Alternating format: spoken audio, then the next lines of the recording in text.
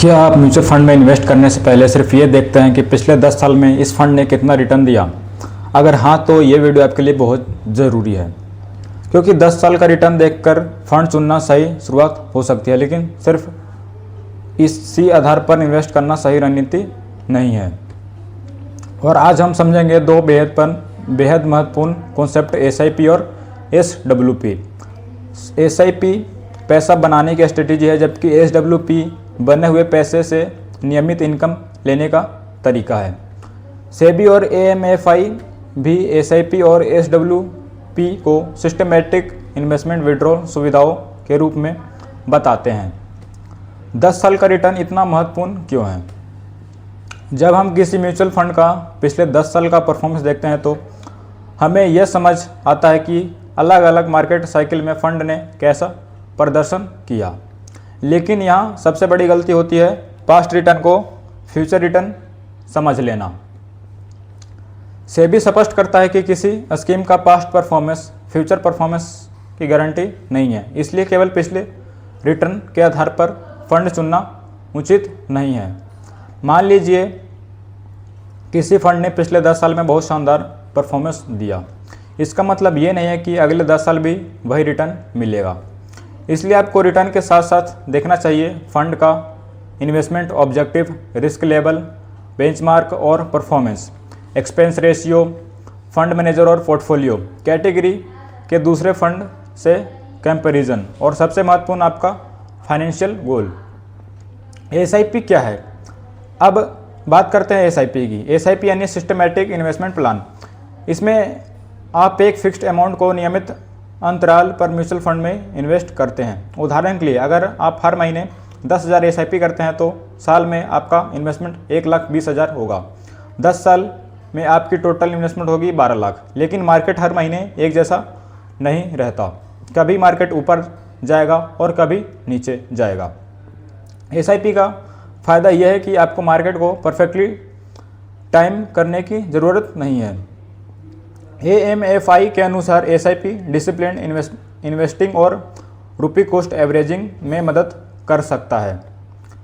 SIP में 10 साल क्यों महत्वपूर्ण हो सकते हैं? अब मान लीजिए आपने 10,000 की मंथली SIP शुरू की। पहले कुछ साल आपको लगेगा कि पैसा बहुत धीरे धीरे बढ़ रहा है, लेकिन जैसे जैसे इन्वेस्टमेंट पीरियड बढ़ता है कंपाउंडिंग का इफेक्ट बढ़ सकता है। यही वजह है कि म्यूचुअल फंड में लॉन्ग टर्म इन्वेस्टिंग का कॉन्सेप्ट इतना इम्पोर्टेंट है।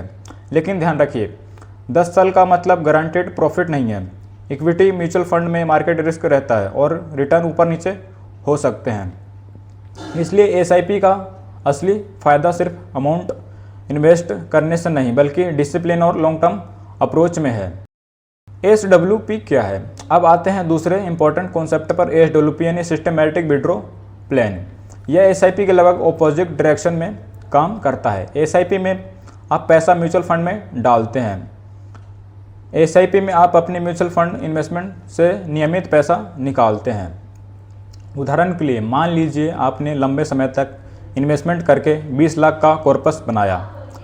अब आपको हर महीने 15,000 की ज़रूरत है, तो आप SWP के जरिए एक निर्धारित राशि पीरियडिकली विड्रॉ कर सकते हैं। सेबी के इन्वेस्टर मटेरियल भी सिस्टमैटिक विड्रॉल को म्यूचुअल फंड से नियमित तरीके से रिडम्पशन की सुविधा के रूप में बताया गया है। अब सबसे बड़ा सवाल, SIP और SWP में कौन बेहतर है? इसका जवाब है दोनों का उद्देश्य अलग अलग है। SIP किसके लिए है?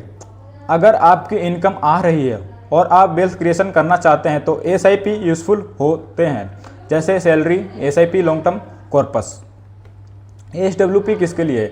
अगर आपके पास पहले से कॉर्पस है और आपको रेगुलर कैश फ्लो चाहिए तो SWP उपयोगी हो सकता है, जैसे कॉर्पस SIP रेगुलर इनकम।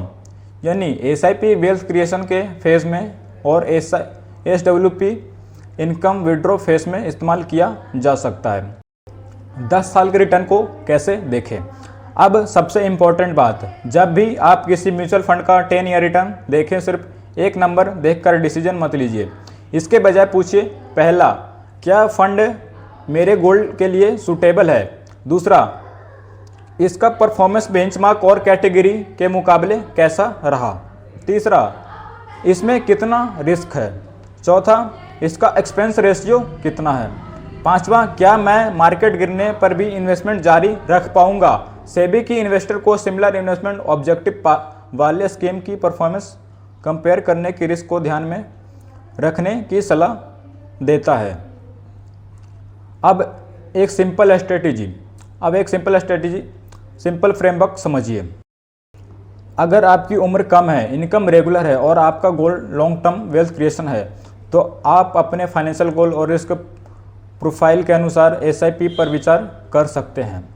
और जब कई साल बाद आपका कॉर्पस बन जाए और आपको रेगुलर इनकम की ज़रूरत हो तो एसडब्ल्यूपी जैसे विड्रॉल ऑप्शन पर विचार किया जा सकता है। लेकिन एसडब्ल्यूपी में भी एक महत्वपूर्ण रिस्क है। अगर मार्केट ख़राब है, फेस में हो और आप लगातार विड्रॉल करते रहें तो कॉर्पस पर प्रेशर पड़ सकता है।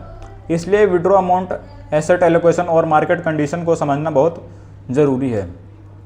तो दोस्तों, म्यूचुअल फंड में इन्वेस्टमेंट सिर्फ इस सवाल का जवाब नहीं है कि पिछले 10 साल में कितना रिटर्न मिला। सही सवाल है, यह रिटर्न किस रिस्क के साथ मिला और क्या वह इन्वेस्टमेंट आपके गोल पर टाइम हॉरिजॉन के लिए सूटेबल है।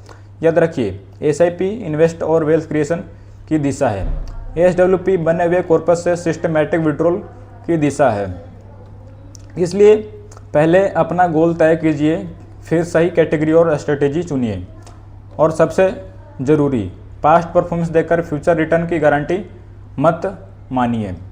अगर आपको म्यूचुअल फंड, एसआईपी, एसडब्ल्यूपी और लॉन्ग टर्म वेल्थ क्रिएशन पर ऐसे आसान और प्रैक्टिकल वीडियो पसंद आते हैं तो वीडियो को लाइक करें, चैनल को सब्सक्राइब करें और कमेंट में बताइए आप एसआईपी कर रहे हैं या एसडब्ल्यूपी शुरू करने की प्लानिंग कर रहे हैं।